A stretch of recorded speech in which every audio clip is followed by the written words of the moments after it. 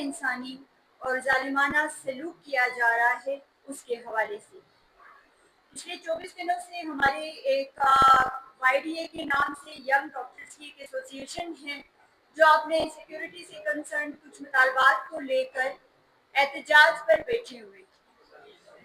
इनके एहतजाज की वजह से सरकारी अस्पतालों के अंदर गरीब मरीज जो बहुत दूर दराज के इलाकों से अपने इलाज मुआवजे के लिए आते हैं, उनको बहुत सी मुश्किलात का सामना है। इवन उनमें से कुछ अमवात भी हुई। डॉक्टर्स को सिविलियन होने के नाते,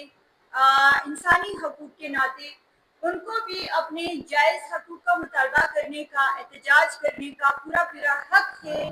लेकिन इस तरह का एहतजाज जो इंसानी जिंदगियों को खतरों में डालता है, जो इंसानी जिंदगी को मौत के मुंह में डालता है, इस तरह का एहतजाज जो है वो इस नोबल प्रोफेशन को बिल्कुल भी सूट नहीं करता है।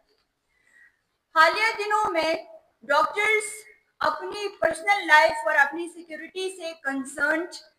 इतने अजीब किस्म के रवैये का मुजाहरा कर रहे हैं कि उन्होंने अपने अलावा दूसरे इंसानों को इंसान समझना छोड़ दिया है।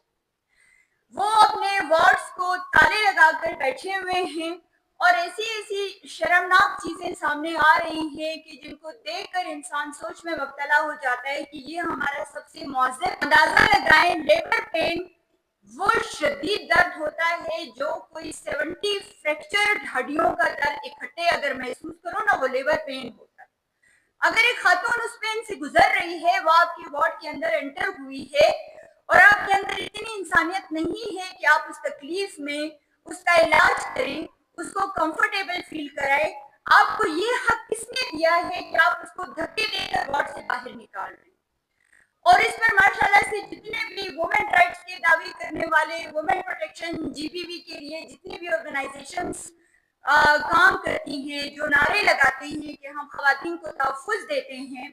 इस मामले में वो लोग या तो डॉक्यूमेंट्स में नजर आते हैं या फिर बड़े बड़े हॉल्स में फंक्शंस करते नजर आते हैं। ग्राउंड पे जाके किसी ने इस खातून के तहफ़्फ़ुज़ के लिए कोई इक़दाम नहीं उठाया, किसी ने पता नहीं करवाया कि कौन सा ऐसा इंसान था जो अपने आप को एक प्रोफेशनल कहता है, उसने इतने गैर इंसानी सलूक का मुजाहरा किया। सिर्फ ये नहीं, एक बुरा शख्स अपने जवान बच्चे को दर्द में बिलखते देखकर पूरा दिन रोता रहा, रिक्वेस्ट करता रहा और डॉक्टर्स में से किसी के अंदर इतना सा रहम नहीं था कि उस बूढ़े वालिद के बच्चे को थोड़ा सा कोई मेडिसिन, कोई उसकी ट्रीटमेंट देते। तो आम आवाम जो है, गरीब लोग जो हैं, वो उनके एहतजाज का सबसे ज्यादा शिकार हो रहे हैं और सबसे ज्यादा जो मजलूम आवाम है, जो बहुत ज्यादा गरीब लोग हैं, जो प्राइवेट हॉस्पिटल्स की फीसें बर्दाश्त नहीं कर सकते, वो यहाँ पे आके इस तकलीफ का निशाना बन रहे हैं। के डिमांड्स हैं जो इनके साथ इंटरेक्शन से या कुछ इनके कमेंट से, कुछ इनके पॉइंट ऑफ व्यू देख के पता चला है कि यंग डॉक्टर्स जो है उनके पास खैर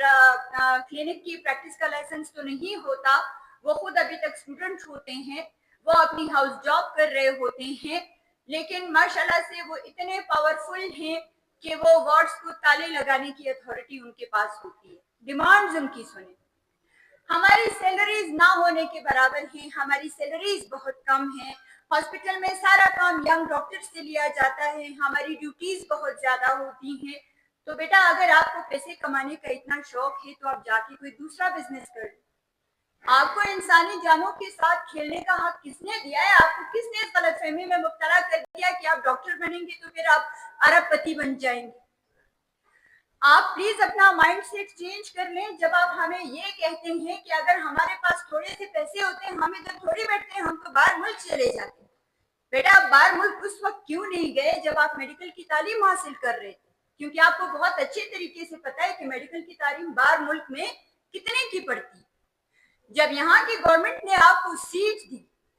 करोड़ों अरबों रुपए लगा के वो आपको तालीम देते हैं, वो आपको एक कोट पहनाते हैं, एक टाइटल देते हैं, उसके बाद आपसे अपनी ड्यूटी नहीं होती, उसके बाद अपने इस नोबेल प्रोफेशन का आप मजाक उड़ाते हैं।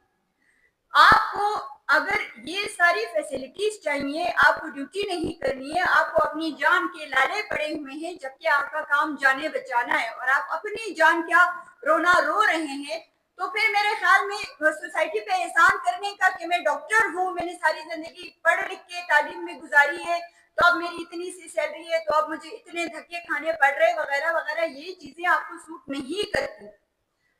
अगर मेरा कोई सोल्जर उठ के मुझ पे एहसान करता है कि मैं तो बॉर्डर को प्रोटेक्ट कर रहा हूँ, वरना मैं नहीं होता तो तुम लोगों का क्या हाल होता, तो भाई आपने यूनिफॉर्म पहना है, उस यूनिफॉर्म पहनने के बाद आपकी जिम्मेदारी है। अगर कोई पुलिस मुझ पे एहसान करता है कि मैं सारी रात गश्त पे रहता हूँ इसीलिए आप लोग सुकून से सोते हैं, तो बेटा आपकी अपनी चॉइस है, आपने यूनिफॉर्म पहना है, आपके पास अथॉरिटी है, उसके बाद आपका आवाम पे कोई एहसान नहीं है, किसी ने आपसे गन पॉइंट पे ये चीजें नहीं करवाई, आप अपनी मर्जी से चूज करके कर रहे। कोई ऐसी डीसी हम पे एहसान करते हैं कि हमने सीएसएस किया हुआ है, हम बड़े काबिल लोग हैं, हम बड़ी पोजीशन पे बैठे हुए हैं, अब हम जो है ना आवाम को जिस तरह जी में आए ट्रीट करेंगे, सॉरी। इसी तरह अगर आपने व्हाइट कोट पहन लिया है, आपने बहुत सारी पढ़ाई कर ली है, तो आपको ये जो व्हाइट कोट मिला है, ये जो टाइटल आपने अर्न किया है ना, इसके बदले में आप पे काफी सारा आवाम का टैक्स का पैसा लगा है और आप अपनी मर्जी से डॉक्टर बने, आपने एक नोबल प्रोफेशन चूज किया है। अगर आपकी फैमिली में या फ्रेंड्स में या किसी ने भी आपको ये बताया है कि डॉक्टर बन जाना, बहुत से पैसे कमाओगे, तो बहुत गलत तालीम मिली है।